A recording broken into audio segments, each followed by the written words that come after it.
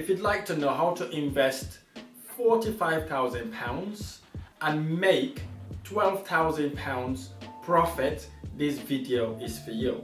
In this video, I'm going to share with you how you can utilize your £45,000 effectively to make £12,000 a year without working seriously long hours. Hey guys, my name is Rahim. Welcome back to my channel. If you're new here, smash the subscribe button because I talk about property investment, personal development, and how to gain financial freedom. For those who don't know me, my name is Rahim. I started my property investment journey just over 7 years ago. I was working as everybody else, working as an accountant in a job where I was undervalued, underappreciated, going nowhere, and quite frankly, working seriously long hours as well. I took the leap of faith to take my finances into my own hands and started investing in property.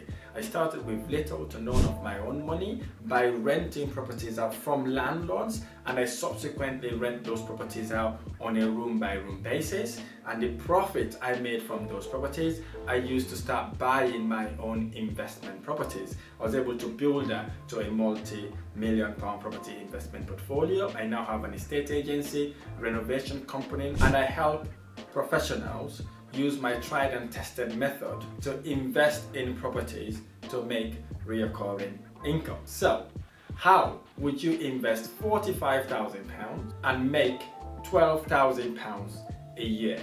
Here are the ways you could invest that £45,000. Let's get to it. Congratulations, you've got that £45,000. So in this video, I'm going to share with you how you can invest that £45,000, recycle most of that £45,000 so you can go again buy more houses and make £12,000 a year along the way as well. In essence, you invest the £45,000, you get most of it out and also make £12,000 a year as well. So you want to stick around until the end of this video because it would blow your mind away. So we've got the £45,000. Instead of going online, start looking for normal houses, we can look for one of the most reliable auctioneers and see what sort of properties they have there. And the sort of properties we want to be looking at, property that requires work, required to be able to lift the value of the property a little bit. So we're looking for properties that need maybe upgrading the kitchen, upgrading the bathroom, adding another sitting room, or maybe adding another bedroom or an office, or maybe having a little bit of conservatory at the back as well. So when we're on the auction website, we want to be looking for properties that that need a bit of work, maybe upgrading the kitchen, the bathroom, maybe using one of the utility room as a bedroom as well, or perhaps using that as an office. So in essence, we're looking for property that we can force the value on so that the property would worth more. So suppose that we've been into auction, we saw the property, and this property, probably the guide price was about, let's say, maybe £60,000, and we were able to buy that property purchase price for £80,000. Let's say we bought that property for £80,000. When we buy that property for £80,000, we'd need to put 25% of that £80,000 in order for the bank to be able to lend us the 75% that we can add on top of our 25% to buy that investment property. So 25% of £80,000, that is £20,000. So out of the £45,000 we have, we put down £20,000 to buy the property. So obviously we've got our legal costs, our solicitors, we need to pay them for the services that they're rendering to us. And then obviously buying a property in the UK, you need to pay 3% stamp duty, and this applies for buy-to-let properties. Whether you already have a property or not, as long as it's a buy-to-let property, you'd have to pay that 3%. So 3% of £80,000, that's about £2,400. And then obviously we have the legal cost. Let's say that would be about £2,600, because obviously we're buying the property in auction. We may need to pay for the seller solicitor fees as well. So in total, let's say that then cost us about £5,000. So that's our stamp duty and legal cost. Then obviously, because we need to renovate the property, we may invest £20,000 to do the property up nicely. So that then takes us 20,000 plus 5,000 plus another 20,000. That then takes us to our 45,000 pounds. So the 45,000 pounds would be our initial investment. So that's the 45,000 pounds.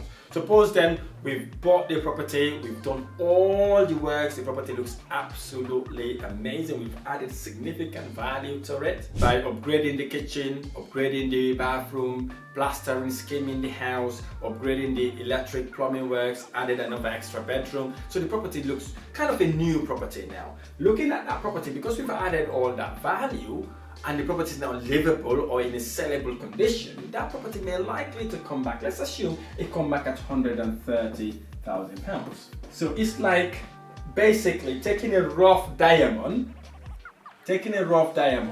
polish it nicely, right, in order to make it look really nice, beautiful and amazing. Then that then forces the value to 130,000 pounds. So when the property worth 130,000 pounds, when we think it worth 130,000 pounds, we need to do something that we call a remortgage. A remortgage is the process by which you would move from your existing lender, the initial lender that lends us 75% of the 80,000, to a new lender that would borrow us 75% of the 130,000 pounds. So what they will do, they would say, okay, John, you said the property worth 130,000 pounds. They will send people that we call valuation officers. So valuation officers will come around, check all the stuff you've done to confirm what you said, hoping that you know what you're doing and you've done it really, really nice. They will say, you know, actually, John, that property actually worth 130,000 pounds. So once they've sent that report to your lender, and then the lender then will lend you 75% of the 130,000 pounds. That then will be 97,500 pounds. So this 97,500 pounds will go to your solicitor's account. So what your solicitor will do at that point is to look whether we've got any existing loan. Of course we do, because when we bought the property at 80,000 pounds, the initial bank lent us 75% of the 80,000 pounds. That then leaves us with 60,000 pounds to pay to our existing lenders. Okay, so that's a cost that the solicitor will deduct from there. Then obviously, hopefully we know what we're doing. We wrap the interest on that loan. Let's now assume that interest for the 75% of the 80,000 pounds, because it might be an expensive loan, because we may have taken bridging loan because the property was inhabitable when we bought it. Let's say it was 5,000 pounds. So 5,000 pounds is how much that would have cost us. Okay, so at 5,000 pounds, right, plus the 60,000 pounds, okay, that then takes us to 65,000 pounds. Okay, 65,000 pounds.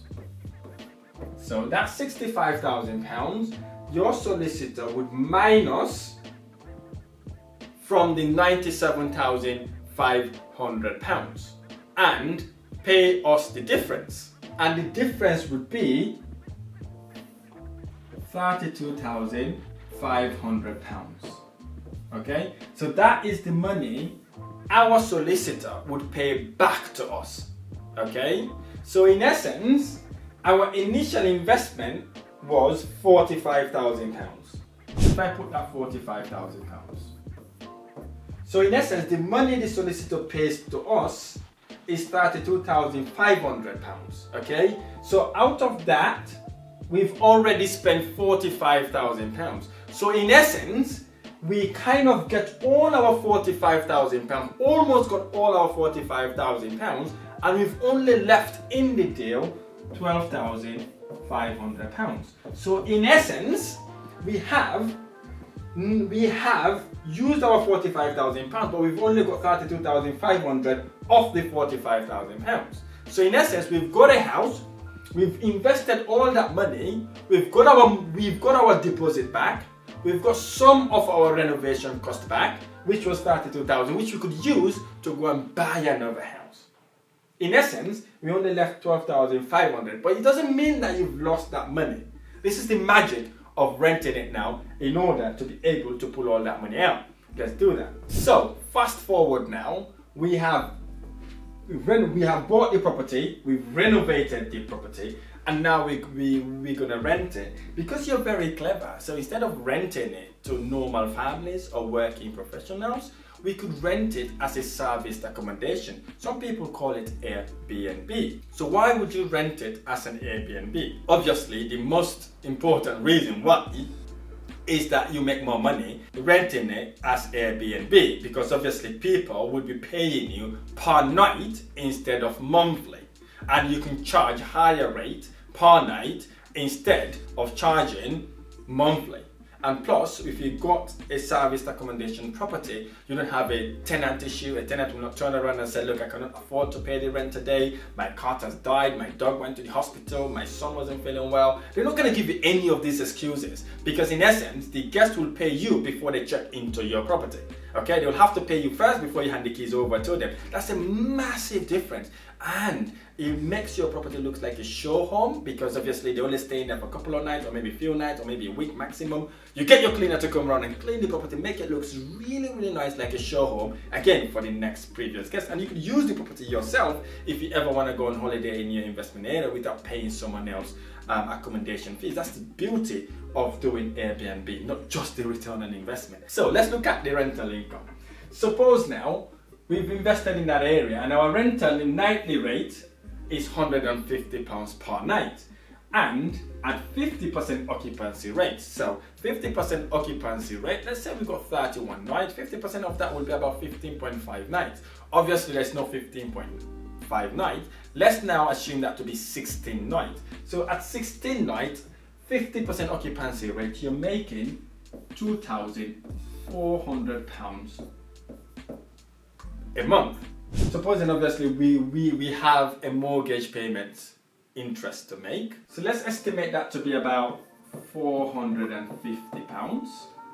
And then obviously, because it's an Airbnb property, we would need to set the property up in readiness for the next guest. In essence, we need to wash the towels, wash the bedding, iron the bedding, set the property up nicely, make sure it looks absolutely beautiful, as if nobody has ever lived into the property. So obviously, that requires a bit of investment as well. So let's say that would cost us about £900.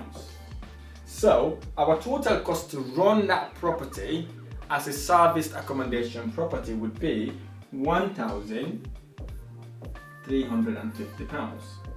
So this is our running cost and our mortgage interest payment. So if we minus £1,350 from our £2,400, that would give us a monthly net profit of £1,050.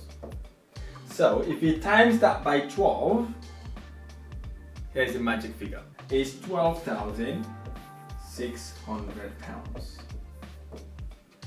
So £12,600 is what you would have made by renting the property as a serviced accommodation. So I'm not sure if you remember that figure. So that figure, in essence, all of a sudden, that figure is the figure we have left in the deal. So in essence, if you rent that property as a serviced accommodation, saying you've only rented it 50% of the year, you made £12,600. You would have paid yourself the money you've left in the deal. Plus, you would have made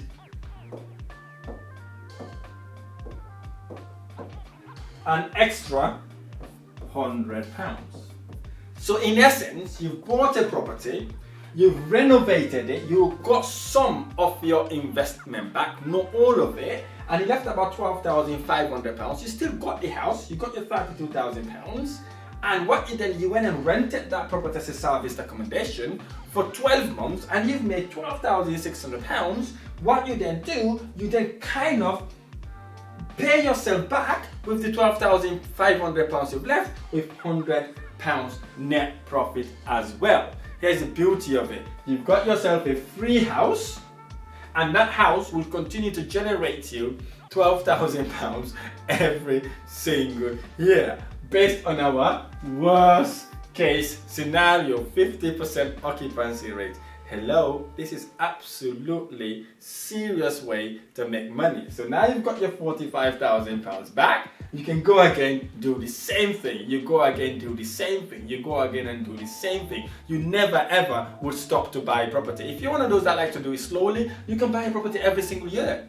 Every single year you get a property. Imagine in 5 years' time, you're talking about 5 investment properties. That is way more than income to look after you for when you retire. Perhaps if you want to be a millionaire, you want to do properties as full-time, then you can then probably start thinking making your property investment as a full-time job for you. And here's the thing, you do not need to wait for 12 months, okay? You can have the £32,000, raise £12,000 somewhere, because you know you're going to get £12,000 in about 12 months, add it on top of year, you go again and do it. You go again and do it. Literally, you can do 3 or 4 of these a year. Imagine how much money would that make you? It would make you serious return on investment. Here's the thing. This is the way the strategies are used to build multi-million-pound property investment portfolio whilst people are busy doing some silly things online. So here's the thing. If you'd like to know how to implement strategies like this, there's a link in the description of this video. Click that link to book one of my specialists to learn how to implement strategies like this to make money work for you instead of you working for it. And by the way, if this video makes any sense to you, hit the subscribe button to join the family and learn how to invest in properties. I look forward to seeing you on the other side.